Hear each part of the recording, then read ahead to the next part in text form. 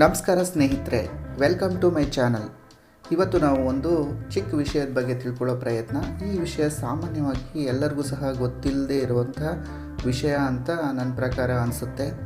ಅದು ಏನಂದರೆ, ತುಂಬ ಜನಕ್ಕೆ ಟೊಮ್ಯಾಟೊ ಅನ್ನೋ ಪದ ಗೊತ್ತು, ಬಟ್ ಆದರೆ ಕನ್ನಡದಲ್ಲಿ ಆ ಟೊಮ್ಯಾಟೊ ಹಣ್ಣಿಗೆ ಏನಂತಾರೆ, ಟೊಮ್ಯಾಟೊ ಹಣ್ಣಿಗೆ ಕನ್ನಡದಲ್ಲಿ ಏನಂತಾರೆ ಅನ್ನೋದ್ರ ಬಗ್ಗೆ ಗೊತ್ತಿಲ್ಲ. ಮತ್ತು ಈ ಟೊಮ್ಯಾಟೊದ ಹಿಸ್ಟ್ರಿನ ನಾವು ಚಿಕ್ಕದಾಗಿ ತಿಳ್ಕೊಳ್ಳೋವಂಥ ಪ್ರಯತ್ನನ ಮಾಡೋಣ. ಇದು ಒಂಥರ ಈ ಮ್ಯಾಟ್ರು ಚೆನ್ನಾಗಿದೆ ಅನ್ನಿಸ್ತು, ಅದಕ್ಕೆ ಈ ಮ್ಯಾಟ್ರನ್ನ ನಾನು ಸೆಲೆಕ್ಟ್ ಮಾಡಿದ್ದೀನಿ. ಇದರಲ್ಲಿ ಟೊಮ್ಯಾಟೊ ಹಣ್ಣು ಯಾವ ಥರ ಬಂತು, ಮತ್ತು ಇದು ತುಂಬ ಕನ್ನಡಿಗರಿಗೆ ಗೊತ್ತಿಲ್ಲದೆ ಇರುವಂಥ ವಿಷಯ. ಇದ್ರ ಕನ್ನಡ ಪದ ಯಾವುದು ಅಂತಂದರೆ, ಇದು ಸಾಮಾನ್ಯವಾಗಿ ಟೊಮೆಟೊ ಅನ್ನೋದು ಆಂಗ್ಲ ಪದ ಆಗಿದೆ. ಅದನ್ನು ಕನ್ನಡದಲ್ಲಿ ಏನಂತ ಕರೀತಾರೆ ಅಂತಂದರೆ ಗೋಧೆ ಹಣ್ಣು ಅಂತ ಕರೀತಾರೆ. ಈ ಗೋಧೆ ಹಣ್ಣು ಹಿಂದಿನ ಕಾಲದಲ್ಲಿ ಇದು ಎಲ್ಲೆಲ್ಲಿ ಬೆಳೀತಿತ್ತಪ್ಪ ಅಂದರೆ ತಿಪ್ಪೆಗಳಲ್ಲಿ ಮತ್ತು ಇತ್ತಿಲು ಭಾಗ ಇರುತ್ತಲ್ಲ ಮನೆ ಹಿಂದೆಗಡೆ, ಅಲ್ಲೆಲ್ಲ ಬೆಳೀತಾಯಿತ್ತು. ಮತ್ತು ಇದೊಂಥರ ನಿರುಪಯುಕ್ತವಾಗಿರುವಂತಹ ಗಿಡ ಆಗಿತ್ತು. ತುಂಬ ಜನ ಇದನ್ನು ಉಪಯೋಗ ಮಾಡ್ತಿರ್ಲಿಲ್ಲ.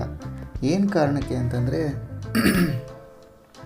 ಇದು ತಿಪ್ಪೆ ಮೇಲೆ ಬೆಳೀತಾ ಇದೆ ಅನ್ನೋ ಒಂದೇ ಒಂದು ಕಾರಣಕ್ಕೋಸ್ಕರ ಯಾರೂ ಸಹ ಇದನ್ನು ಬಳಕೆ ಮಾಡ್ತಾ ಇರಲಿಲ್ಲ.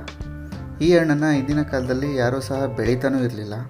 ಅದು ಸ್ವಾಭಾವಿಕವಾಗಿ ಕಾಡು ಗಿಡ, ಅಂದರೆ ಕಾಡಲ್ಲಿ ಗಿಡಗಳು ಬೆಳೀತಾವಲ್ಲ, ಅದೇ ತರಹ ಅದು ಒಂದು ಗಿಡ ಅಂತ ಬೆಳೀತಾ ಇತ್ತು.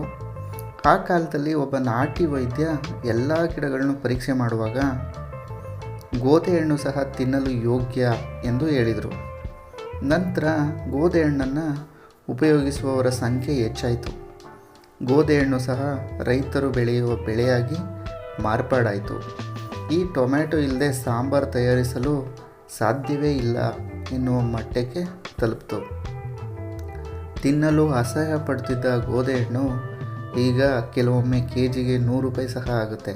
ನೀವು ನೋಡಿರ್ತೀರ ಸ್ನೇಹಿತರೆ, ಟೊಮ್ಯಾಟೊ ಒಂದೊಂದು ಸರಿ ಎಷ್ಟು ಬೆಲೆ ಆಗುತ್ತೆ ಅಂತ. ವೈಜ್ಞಾನಿಕವಾಗಿ ಟೊಮ್ಯಾಟೊ ಒಂದು ಆರೋಗ್ಯಕರ ಹಣ್ಣು ಮತ್ತು ತರಕಾರಿ, ಇದೆರಡೂ ಸಹ ಆಗಿದೆ. ಇವಿಷ್ಟು ಗೋಧೆ ಹಣ್ಣಿನ ಅಥವಾ ಟೊಮ್ಯಾಟೊದ ಇತಿಹಾಸ ಸ್ನೇಹಿತರೆ. ಈ ಮಾಹಿತಿ ನಿಮಗೆ ಇಷ್ಟ ಆದಲ್ಲಿ ನಮ್ಮ ಚಾನಲ್ನ ದಯವಿಟ್ಟು ಸಬ್ಸ್ಕ್ರೈಬ್ ಮಾಡಿ, ನಮಗೆ ಸಪೋರ್ಟ್ ಮಾಡಿ. Thank you.